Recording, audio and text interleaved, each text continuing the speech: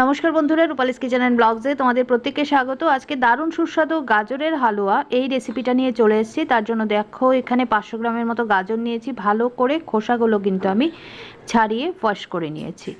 এইবার এই গাজরগুলোকে আমি গ্রেট করে নিচ্ছি। একদম যে দিকটা দিয়ে গ্রেটারের মিহি গ্রেট হয় সেই দিকটা দিয়ে কিন্তু গাজরগুলোকে গ্রেট করে নিচ্ছি।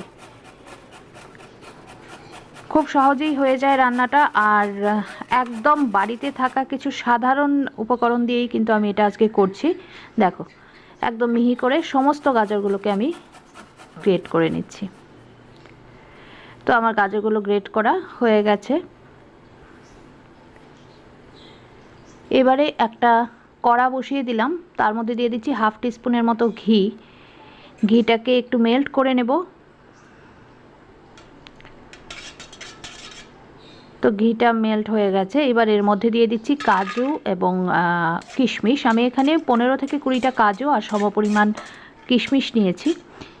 তো কাজু কিশমিশটাকে একদম লো ফ্লেমে একটু ভেজে নেব। খুব বেশি সময় লাগবে না, কন্টিনিউ নাড়াচাড়া করে মিনিট খানেক এগুলোকে ভেজে নেব।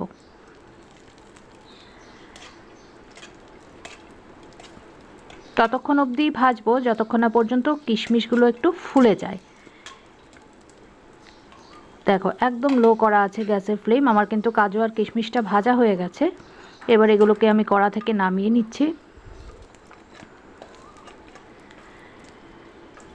দেখো কতটা ফুলে গেছে কিশমিশগুলো। এবার সেম কড়ার মধ্যেই আমি দিয়ে দিলাম 1.5 টিস্পুন মানে 1.5 টিস্পুনের মতো ঘি। ঘি মেল্ট হয়ে যাওয়ার পর গ্রেট করে রাখা গাজরগুলো এর মধ্যে দিয়ে দিচ্ছি।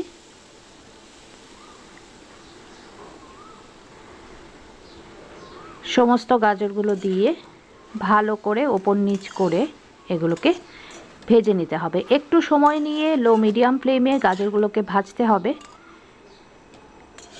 5 থেকে 7 মিনিট কন্টিনিউ নাড়াচাড়া করে এগুলোকে কিন্তু ভেজে নিতে হবে। আমি গ্যাসের ফ্লেমটাকে লো মিডিয়াম করে দিলাম।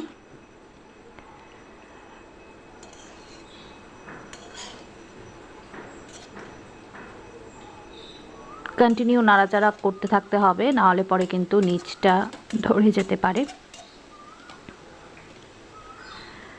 তো এভাবে 5 মিনিটের মতো এগুলোকে ভেজে নিয়ে তার মধ্যে এবার আমি দিয়ে দিচ্ছি চিনি। আমি এখানে 1 কাপ চিনি দিচ্ছি। 500 গ্রাম গাজরের জন্য 1 কাপ চিনি।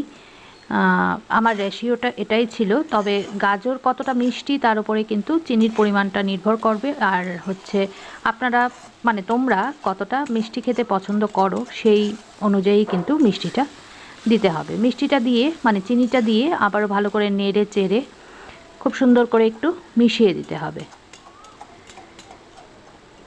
এবারে একটা ঢাকনা দিয়ে ঢেকে আমি এটাকে রান্না হতে দেব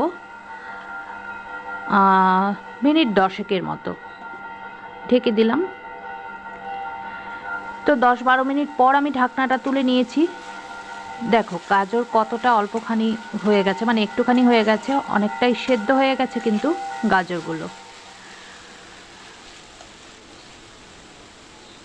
এবারে এর মধ্যে আমি দিয়ে দেবো গুঁড়ো দুধ বা মিল্ক পাউডার। মিল্ক পাউডারটাও আমি কিন্তু 1 কাপ নিয়েছি।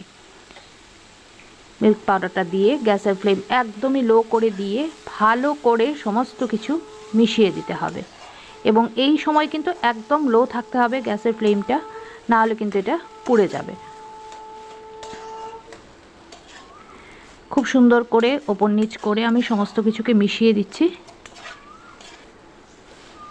2-3 মিনিট এভাবে নাড়াচাড়া করে এর মধ্যে এবার দিয়ে দেব ভেজে রাখা কাজু আর কিশমিশ। দিয়ে দিলাম। আবারও সুন্দর করে একটু মিশিয়ে নেব।